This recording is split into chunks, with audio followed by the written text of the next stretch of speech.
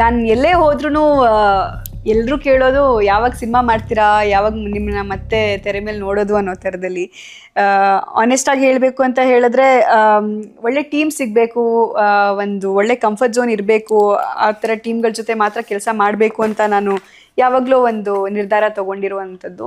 ಯಾಕೆಂತ ಹೇಳಿದ್ರೆ ನಮ್ಮ ಹೆಣ್ಮಕ್ಳು ಅಂತ ಹೇಳಿದಾಗ ನಮಗೆ ಮೇನ್ ಬೇಕಾಗಿರೋದೇ ಸೇಫ್ಟಿ. ಇದು ಸೇಫ್ ಟೀಮು, ಅದಾದಮೇಲೆ ಇವರಿಂದ ಇಂಡಸ್ಟ್ರಿಗೆ ಏನೋ ಒಂದು ಡಿಫ್ರೆನ್ಸ್ ಆಗುತ್ತೆ, ಆ ಥರದ್ದೊಂದು ಚಿಕ್ಕ ಸ್ಪಾರ್ಕ್ ಸಿಕ್ಕಿದ್ರೂ ಆ ಟೀಮಲ್ಲಿ ಇರ್ತೀನಿ.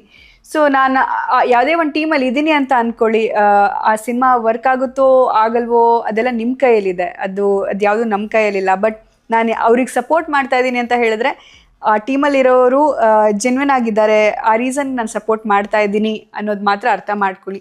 ಯಾಕಂತ ಹೇಳಿದ್ರೆ ನಿಮ್ಮ ಮಾನ್ವಿತ ಯಾವತ್ತೂ ಕೂಡ ಒಂದು ಒಳ್ಳೆ ಎಕ್ಸಾಂಪಲ್ ಆಗೋಕ್ಕೆ ಇಷ್ಟಪಡ್ತಾಳೆ ಹೊರತು ಯಾವತ್ತೂ ಅಂದರೆ ಮಾನ್ವಿತ ಹಿಂಗ ಅನ್ನೋ ಥರದಲ್ಲಿ ಯಾವತ್ತೂ ಬರಬಾರ್ದು. ನಾನು ಹೌದು, ನಾನು ಕೆಲವೊಂದು ಬೋಲ್ಡ್ ಸಿನಿಮಾಗಳು ಮಾಡಿದ್ದೀನಿ ಅನ್ನೋ ಮಾತ್ರಕ್ಕೆ ಆ ಸಿನಿಮಾದಲ್ಲಿ ಏನು ಮಾರಲ್ ಇದೆ ಅಂತ ಮರೆಯೋಕ್ಕಿಂತ ಅಥವಾ ಅದನ್ನು ತಗೊಳ್ದೇ ಇರೋಕ್ಕಿಂತ she is supporting good team ಅನ್ನೋ ಥರದಲ್ಲಿ ಅಂದ್ಕೊಳ್ಳಿ. Of course I've done couple of films which I still feel okay maybe I should have done better ಅಂತ ಕೆಲವೊಂದು ಅನ್ಸಿರೋದು ಕೂಡ ಇದೆ.